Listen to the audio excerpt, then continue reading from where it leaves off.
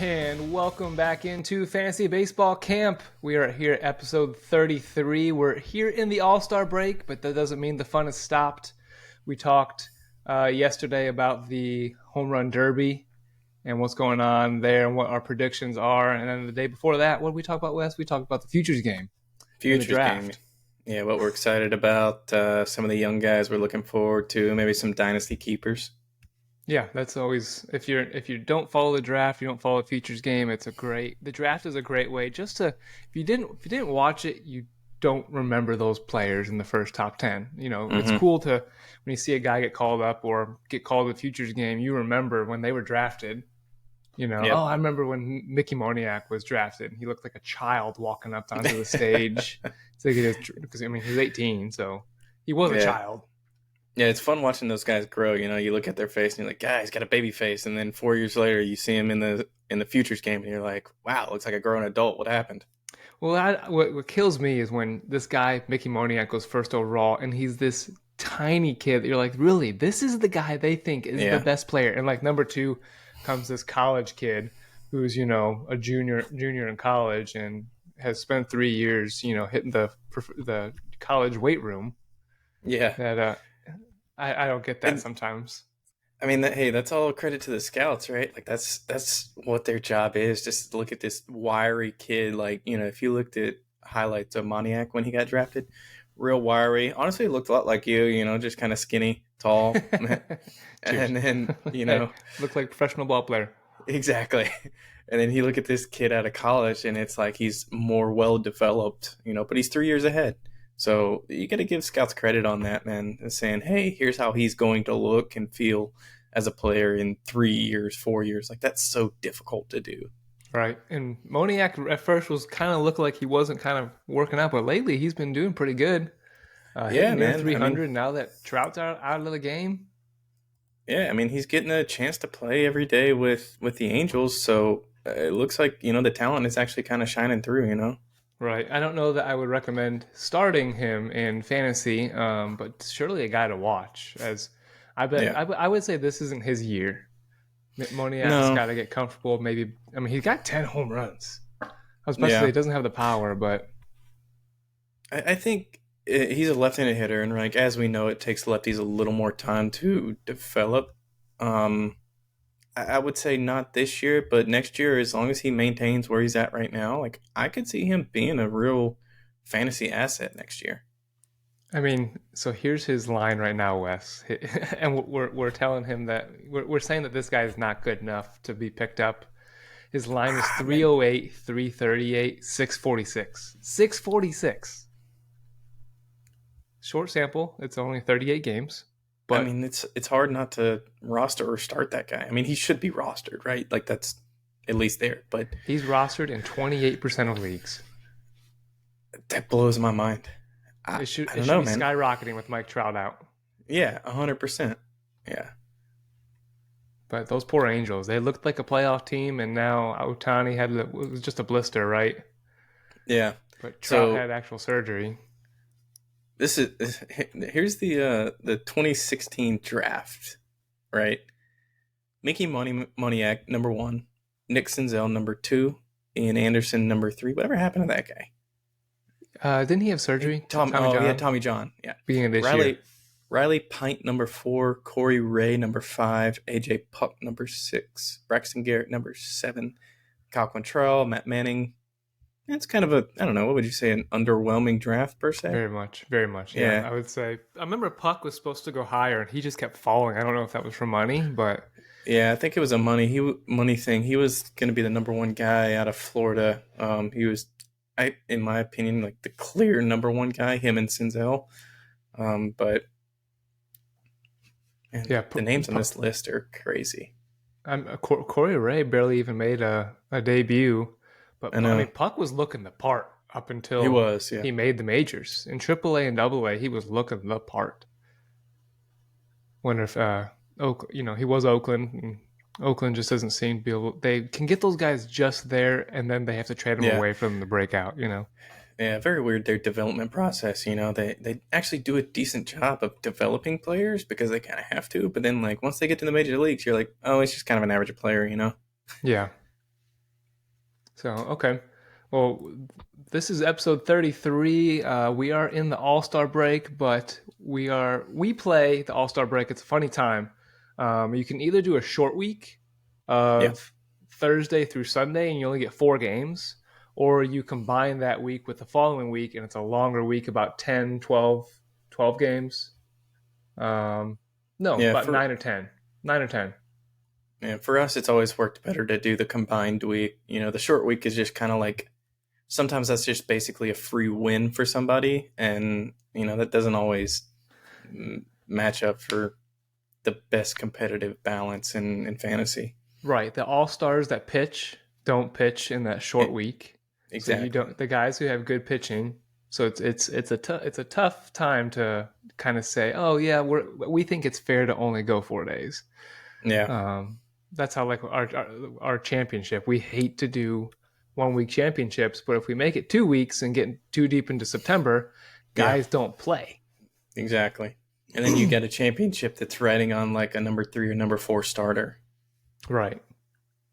But this is the All Star break where we as a league we go the longer ones as reasons we just explained. Gives a better feel for the team to actually play. It's like a series rather than just an elimination game. But we're here to talk about some waiver ads, and I think we've got some decent ones today. Where in the last few weeks, I think we were scrambling to find guys we would actually want to recommend that weren't more than 80% owned. But I think we've had some I wouldn't say breakouts, but that's a term I'm going to say of breakouts of waiver guys, Yeah. Yeah. guys who Yeah. actually might add value, impact value to your team. Yeah. Breakouts for the last 2 weeks. Right. Because I know when we were doing, I guess it also easier for the two of us here at the camp just to be able to pick out the best. Because when we have four of us, it can get thin. Yeah. Yeah. Yeah, you're reaching pretty deep for that waiver ad, and you're like, I might pick this guy up, but not necessarily like, hey, he needs to be owned. Right. So no, I've got three guys here to talk about today that I would recommend picking up, and that first one is going to be the obvious. It's Alek Manoah. It's Alek Yeah. Manoah. It's Alek Manoah. Pick up Alek Manoah.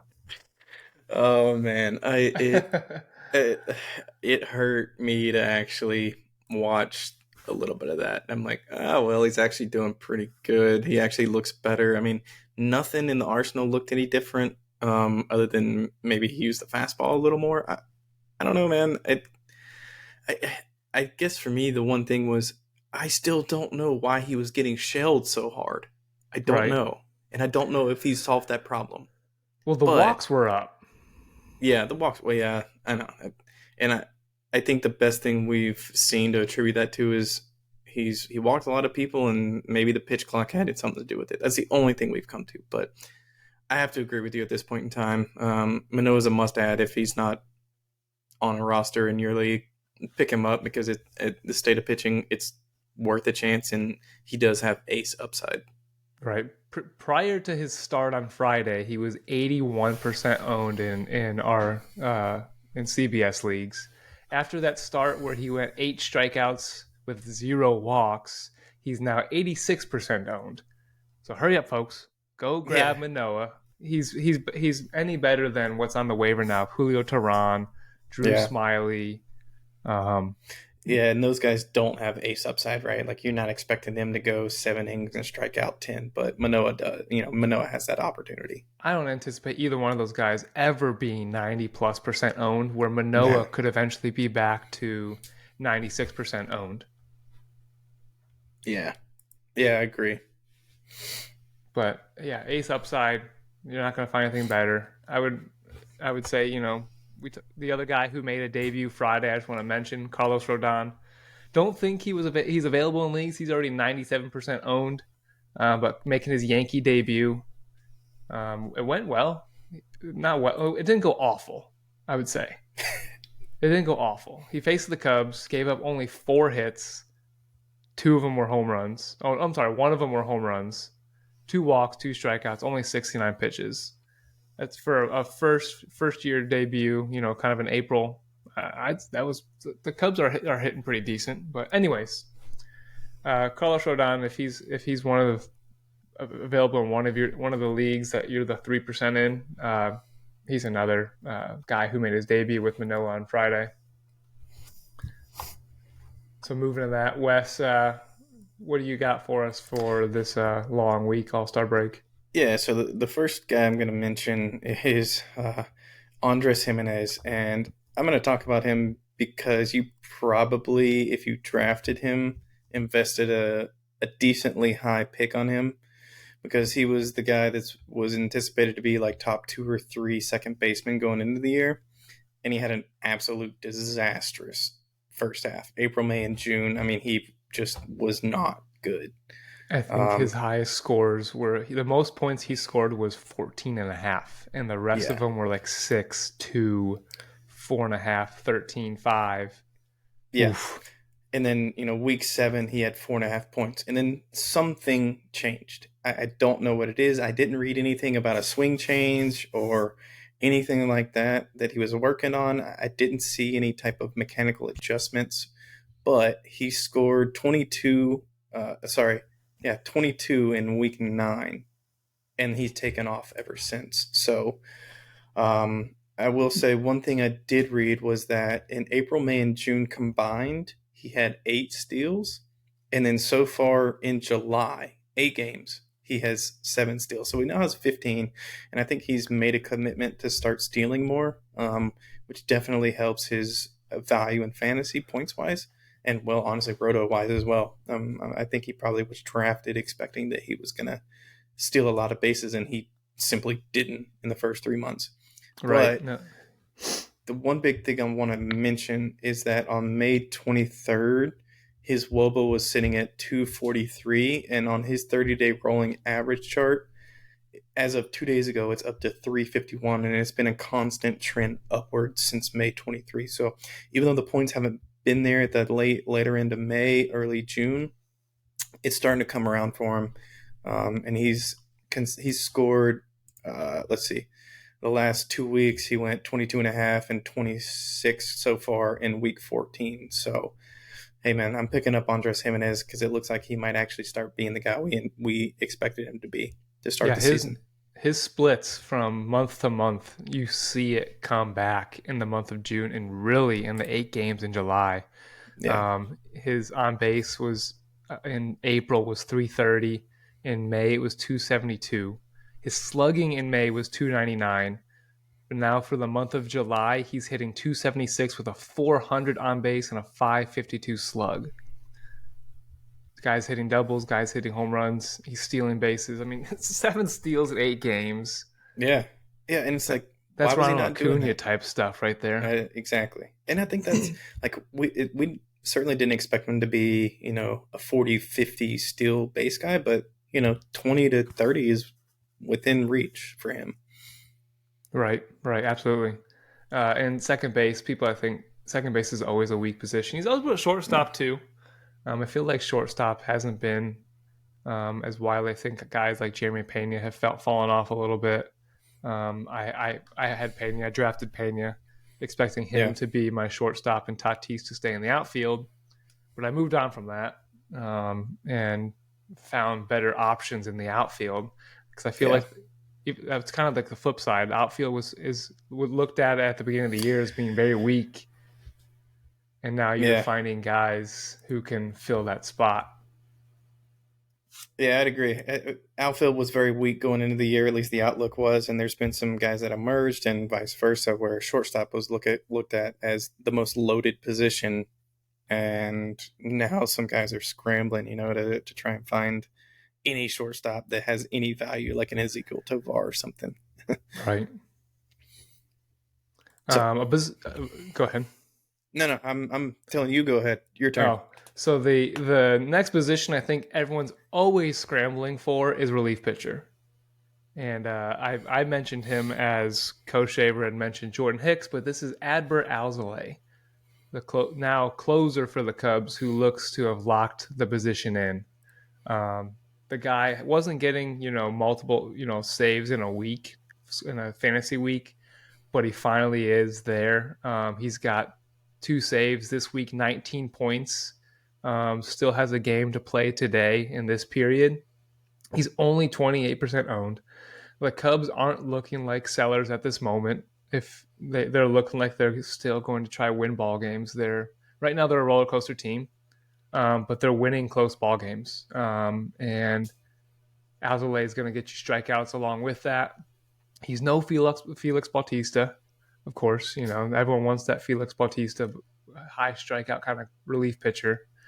But Alzolay, you're going to see he's only got 6 saves, but that's because he wasn't the closer until recently. Yeah. And Did he take it over from Mark Leiter? I mean, Leiter was kind of the guy, wasn't he? Mark Leiter's been the high leverage guy. Alzolay in the month of July, 4 games, already has 2 saves, and in those 2 saves, he's pitched. He's 4 games, 4 innings. He's only got 2 saves in 4 games. But still, I'm still recommending if you need a closer to pick him up. I think he could be an asset going forward. Especially if the Cubs, you see the Cubs are buyers at the deadline. The NL Central is wide open.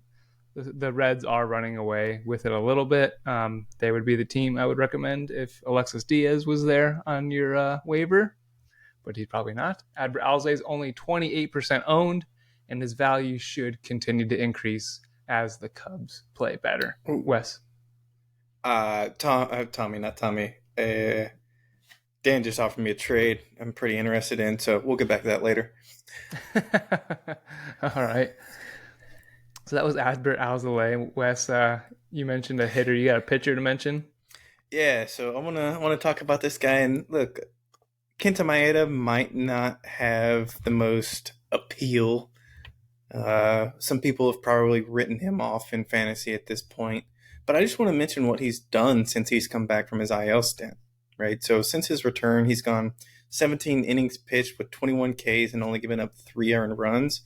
He scored 54.5 points in those weeks, and he faced the Braves, all right? And in that start, he only gave up 5 hits and 2 earned runs for the Braves, and I'll be honest, that's one of the best starts against the Braves that I've seen in the last couple weeks, months. And he only scored 3. Safe. Yeah, not against the Braves, man. They have just destroyed pitchers. So look, he only scored 3 points in that start against the Braves, but it's one of those things where I watched that game and he pitched really well. He kept him off balance. There was not a lot of hard contact. He didn't get to go 6 and get the quality start. So the points that he scored in that game didn't really add up to how he actually pitched in that game. Pitched really well. Didn't walk. I think he only walked 1, threw a lot of strikes, and he induced a lot of weak contact. And since he's come back, he's looked like a different guy. I mean, his first start, I think Rocco went out to take him out, and he was like, no, absolutely not. Like, I'm going to finish this. And I don't know, something about that for me was like, I think he has a little different mentality out there than he did to start the season. Looks like he's attacking hitters more. So, hey, I'm going to pick up Kenta Maeda. Maybe I just have something for Minnesota starting pitchers, even though they don't score that many runs. I'm not sure. Maybe I just like getting hurt by starting pitchers. I don't know. The Twins your team to win it in the Central? Oh, God, that's so tough. That has been such a dumpster fire. I think if there's a team that can emerge, that can flip the light switch, it's probably them, because they do have a good rotation. They do have a good lineup with some young guys that can contribute. Alex Kirilloff, if Miranda kind of comes back and does what he did at the end of last year. Yeah, I think the Twins are likely the case there in the Central. White Sox are, God, they are done. Probably the reason that division is a dumpster fire. So Cleveland just doesn't have enough offensive firepower, man. It's Jose Ramirez, and that's about it. So they got Andres Gimenez and Jimenez. Yeah, he's picking it up for Miles Straw. I think it's the only other guy I could think of on that team. They're talking about trading Shane Bieber away.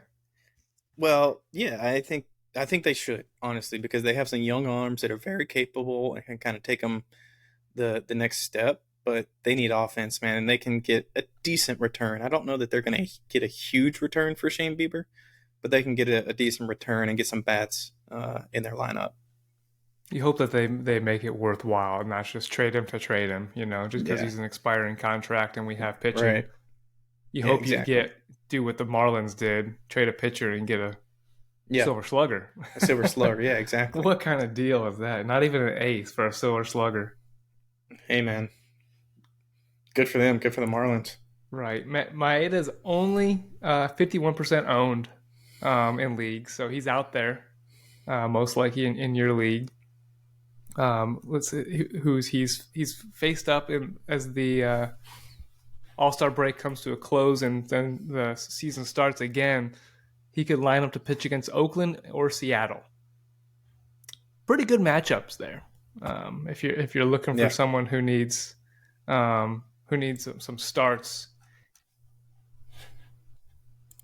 I like to mention Kenta Maeda. The Twins are coming around. Oh, I think they could. I think it's between the Twins and Guardians. The Tigers could come out of nowhere. They were down there by the White Sox and and Royals at one point. and we're going to talk about another guy that they just got back too. Who, the Twins? No, the Oh, the Tigers. Tigers. Yeah, The Tigers. Yeah. Let's just roll right into that. The Tigers? yeah. So I mean, they just got Riley Green back, man, and like if you look at what he was doing before he had uh, that fibula fracture. It's not a fracture. I think it was a hairline, but like the 4 weeks before he went out, he went 22 and a half points, 20 and a half points, 13 and a half, and 30 and a half points. I mean, he was really coming into his own and he was starting to hit slug. He was starting to hit for power, kind of a do it all guy. But he was becoming that superstar they, they expected him to be. And then he got Last hurt, year. man. Yeah. Yeah, right. They expected him to be that last year, but he's finally kind of starting to do it now. He's only rostered in 71% of CBS leagues, and Riley Green looks like he can be one of those guys that you pick up, and towards the second half of the year, it makes the difference in making the playoffs and potentially winning your league, right? Like he has the look of that type guy. Yeah, the month of May, when Wes was talking about him getting hot and actually looking like the Riley Green they expected him to be, he was batting 365, 435, 573. Three home runs, four stolen bases, almost a 2-to-1 walk to strikeout ratio.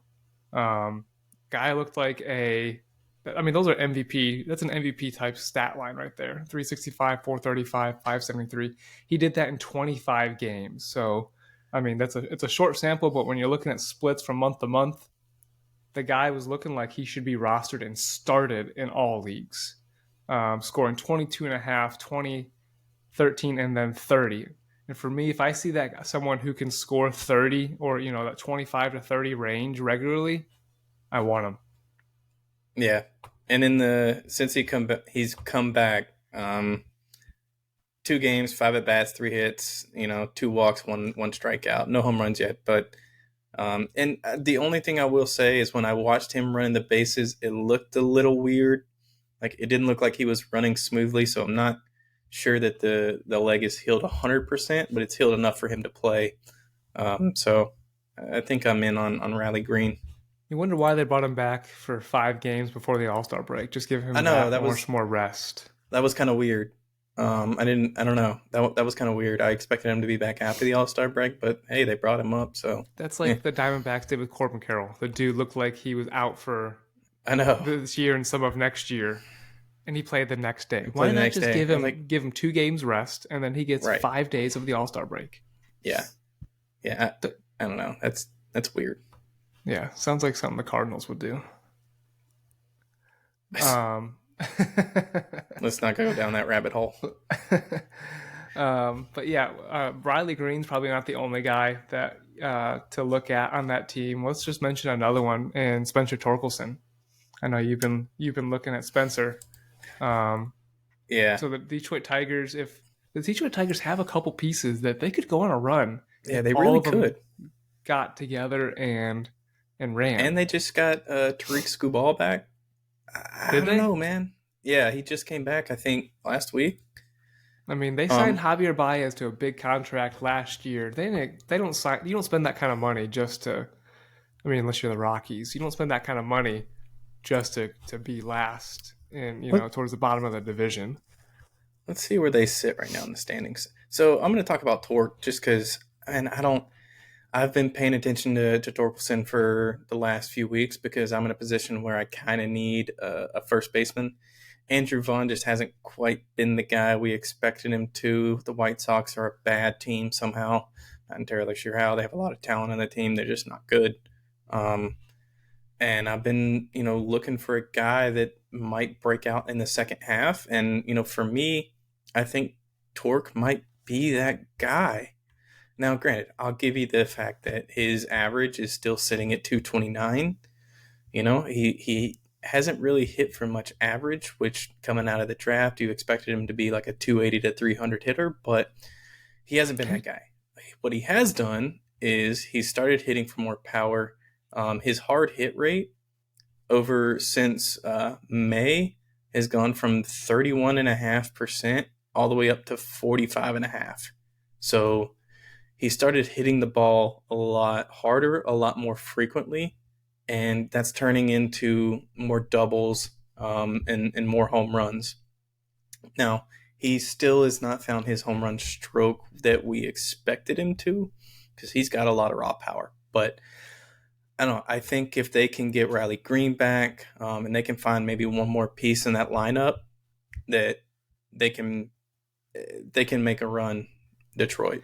If it wasn't for Torkelson's week 12, where he scored negative 1.5 points, the week prior he scored 33, and then week 13 he scored 40. I mean, that's elite kind of trends right there. Numbers, except for that gap week. I don't know how you go from 30 points to negative 1.5 to 40 points. Yeah, but hats off to everybody that picked him up after that week 11, where he scored 33 and started him. Only, condolences. Yeah, that's tough. That's tough. Let's play a game here, Wes, with Spencer Torkelson. We got first baseman here. Start, sit, cut. We've got.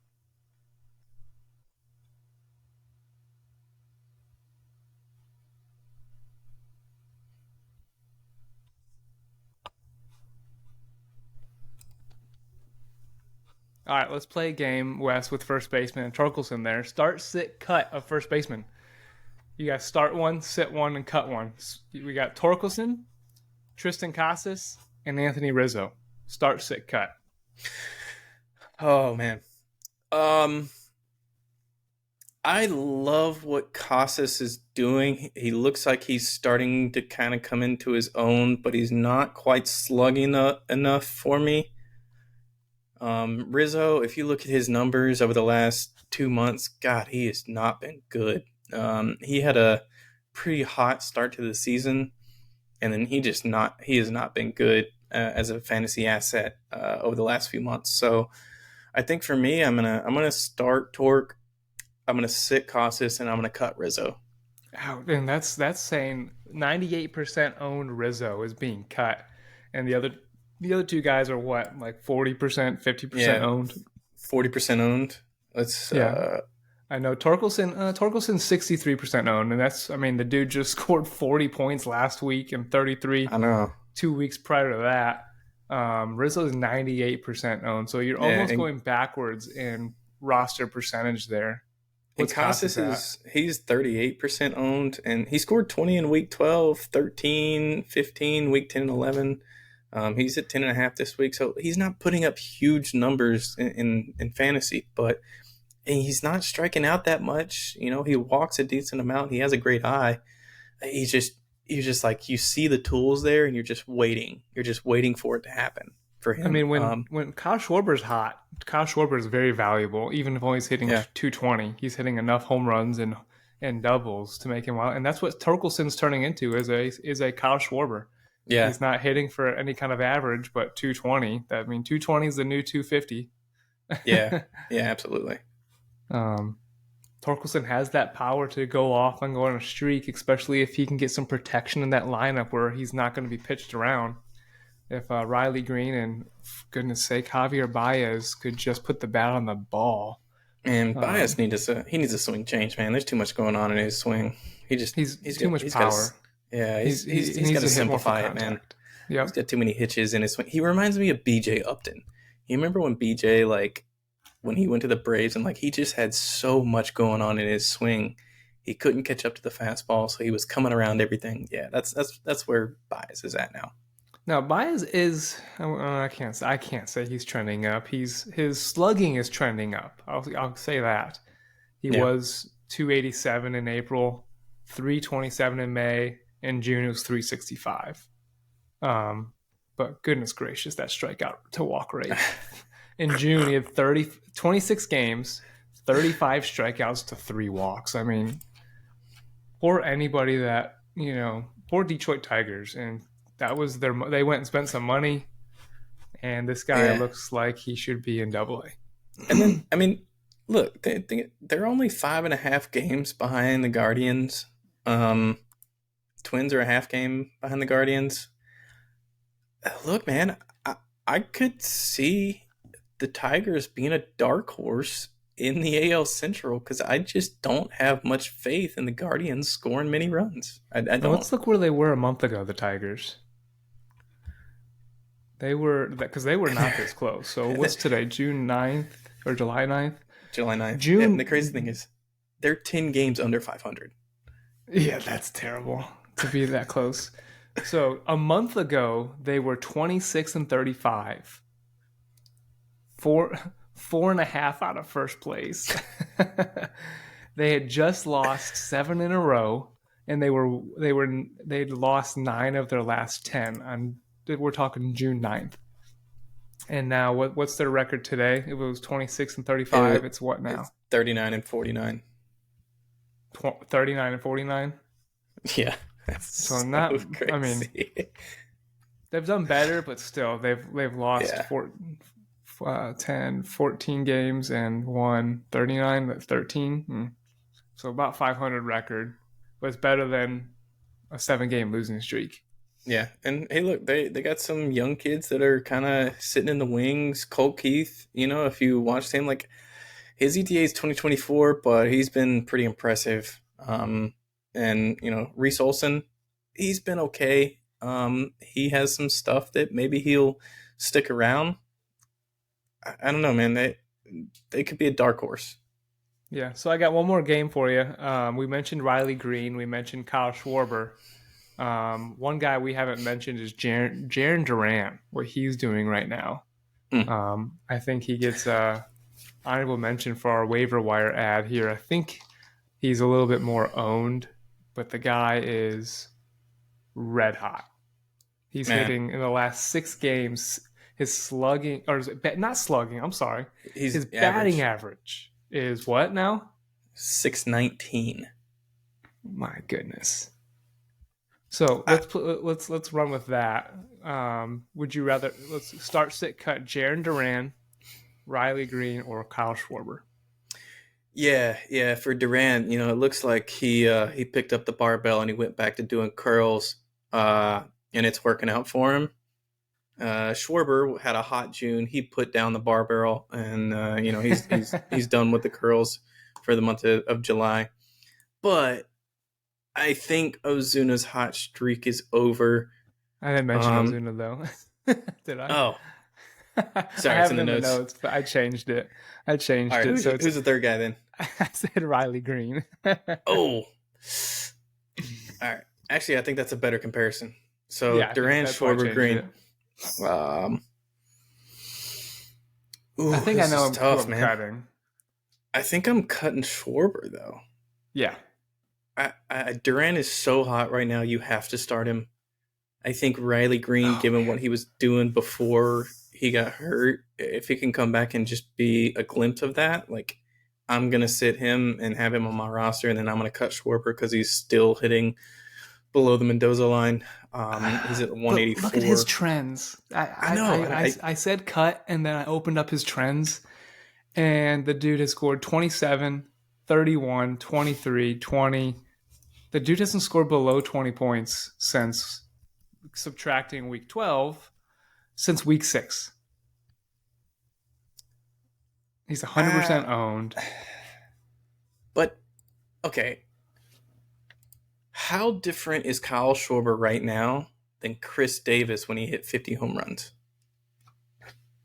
He's not, but we're talking of fantasy point trends wise, not I trends, but know, just fantasy like, points it's wise. so difficult for me to like buy into Schwarber below 200 hitting that many home. He might run into 40 or 45. Like, hell, he could get hot and go on to 50, but if he's hitting below 200, it's like he's so home run reliant that you never know when you're going to get that 40-point wink that he puts up because he hits That's five what home my runs, point was right? going to be, was home run reliant guy. So I don't know, man. I think I'd like a little more consistency. Sure, Riley Green's not going to put up the same home run numbers, but he's going to hit 300. He's going to hit some doubles. He might steal a bag or two. And I'd rather have that availability of points from Green than the home run reliancy of Schwarber. So, where is your start sit cut? So yeah, I'm gonna start Duran. He's just too hot right now to do anything else with. I'm gonna sit Green and I'm gonna cut Schwarber. I'm gonna be a little different from you there. Um, I can't cut Schwarber. I said that right as we brought it up. I'm going to start. I'm going to start Schwarber. I'm going to Oh, start Schwarber. I'm going oh, to sit Duran, and I'm cutting Green. oh man, I think 619. the trends there are way too of just looking at who's going to score fantasy points from week to week. Schwarber has been doing it. I Tommy feel would have a heart attack right now. I said I'm sitting Duran. I'm not cutting him. I'm cutting Green. Um, Green, his ceiling is lower. He's got I would say the safest. Schwarber might have the floor. No, I can't even say that because he's still scoring 20 as his floor. Yeah, Um, you could. Uh, the case for not taking Green, for me is basically like, hey, he's been hurt. Like we gotta see what he can do when he comes back because he's only played like 3 or 4 games since he's come back. Like, you don't know how he's going to react over the course of time to the injury. So I right. think that's the case to be made, right? Ah, That was tough. That was much that tougher is than I thought it that's a was good going to one. be. Yeah, if it was Ozuna, that would be easy. Yeah, drop Ozuna from the Braves. Ozuna from the Braves. Well, all right. Well, this has been episode 33. We got into some waiver wire, got some fun start sit cut. I think we had some great content here, Wes. Got into first base tiers, just a little bit of guys who are widely available, and then that great outfield one there. I think that was some good stuff. If you're not doing it already, find us on Twitter.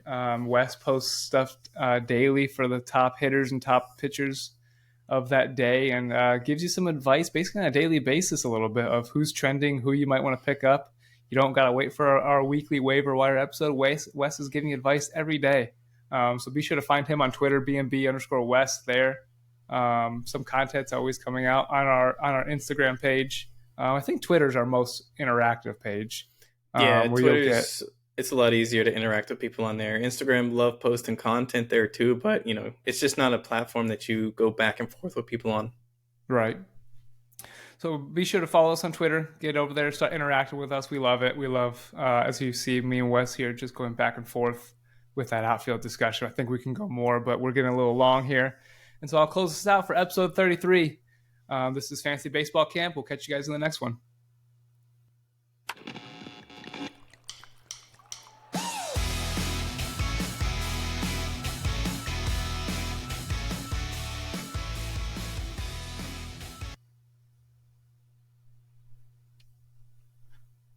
Cool.